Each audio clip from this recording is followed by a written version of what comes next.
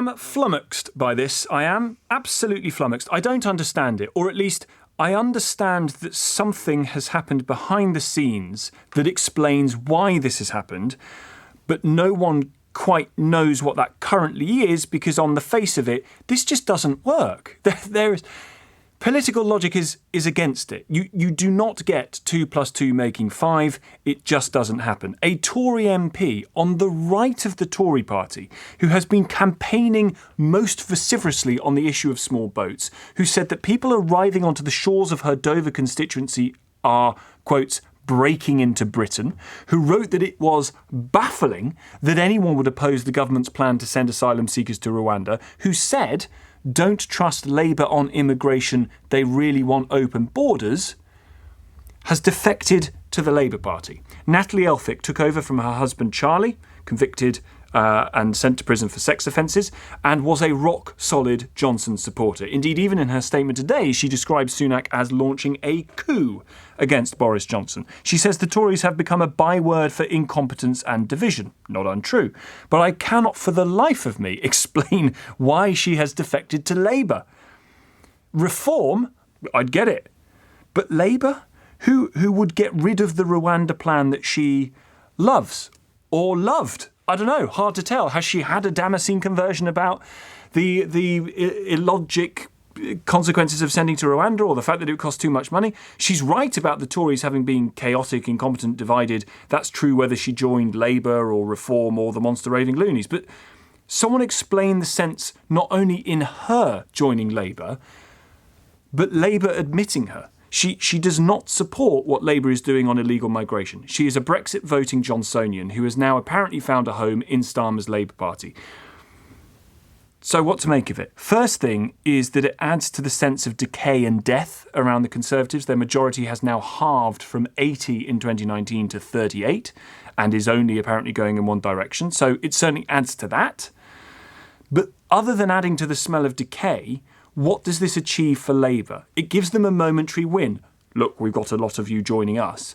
But there are Labour MPs, Labour supporters who can't quite believe this. How has this woman apparently found a home in Keir Starmer's Labour Party, a party whose electoral success so far has been based on just not being the Tories? Is this woman a Tory? Yes, categorically this woman is a Tory and a hardline one. How does Natalie Elphicke help Labour's strategy of appealing to the country to win the next election? Tactically, this might work for a few hours. Strategically, does Starmer risk angering Labour's base, turning off even some of the more centre of the left of centre Labour supporters? Seriously, please explain this. What's just happened? 0345 6060 973. Natasha Clark, fortunately, is here, LBC's political editor. Riddle me this. What's this about? Look, I agree with a lot of what you just said, Tom. It's a really confusing situation for a lot of people to try and understand what on earth both has gone on in the Tory party that feel that she needs to leave and what has gone on in the Labour Party to feel like they want to welcome her. There are two really big questions today. And it's fair to say that this has backfired across all sides of both the political spectrum. Both Tory and Labour MPs are reacting with complete confusion, frustration and absolute fury at this news that Natalie Elphicke has defected from the Conservatives over to the Labour Party. And obviously she did it just before Prime Minister's questions today for maximum effect.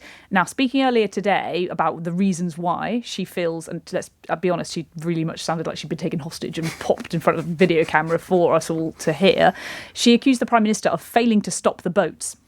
So under Rishi Sunak, he is the man who said he would stop the boats. And yet when we look at this year alone, it's record numbers of small boats arrivals. So he's not stopping the boats and he's letting the country down. Well, meanwhile, under Labour, they are clear that it is important to have defence and they want to make sure that they have good national security. So I think we should have confidence that Labour are the party who will tackle this issue of the small boats. Don't trust Labour on immigration. They really want open borders, says Natalie Elphicke. Natasha?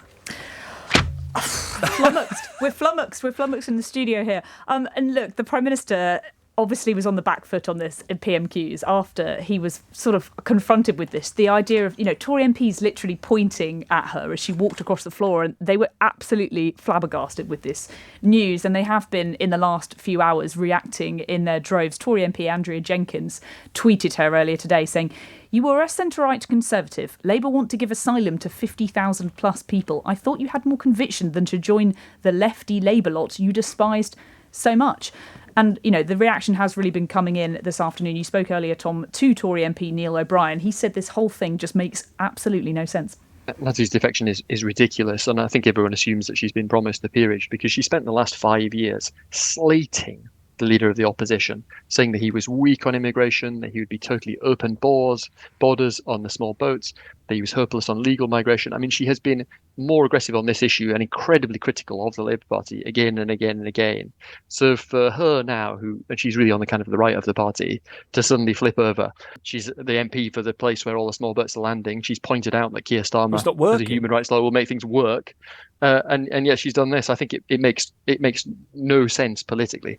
So Keir Starmer has just tweeted in the last sort of hour or so that he is proud to lead a changed Labour Party that's back in the service of working people. So that's the why. That's why he's done this. He wants to push this message of, I'm winning over Conservatives, I'm winning over Conservative supporters. Hell, I'm even winning over the MPs. They're all coming over to Labour's side and you should too. That's the message that he wants to get out. But look, will it backfire amongst his core supporters? That is a question. And I think at the moment, yes, it very much appears that it is slightly unravelling. Many people are asking why, when Labour are doing so well, they're already well ahead, do they need to do this? Have they decided to open this up? And this is exactly what, it's a gift to the Conservative Party in many ways because, for starters, she's so obviously diametrically opposed to what the Labour platform is, as you've just mentioned. Her husband, Charlie Elphicke, found guilty of sexually assaulting two women. She defended him. That has gone down incredibly badly with MPs and Labour supporters as well. And you're speaking in a minute to Mish Raman, who's on Labour's NEC, who's going to tell us exactly why this is an absolute disgrace and a new low for Keir Starmer as well. Rosie Duffield, another Labour MP who claimed she's been unable to meet with Keir Starmer to discuss her stance on trans issues. She tweeted as well, well, at least that's one woman from Kent who's got a meeting with Keir Starmer. So look, it's backfiring from all across the Labour Party, and the Conservatives obviously reacting with absolute fury and confusion too. It's been a mess.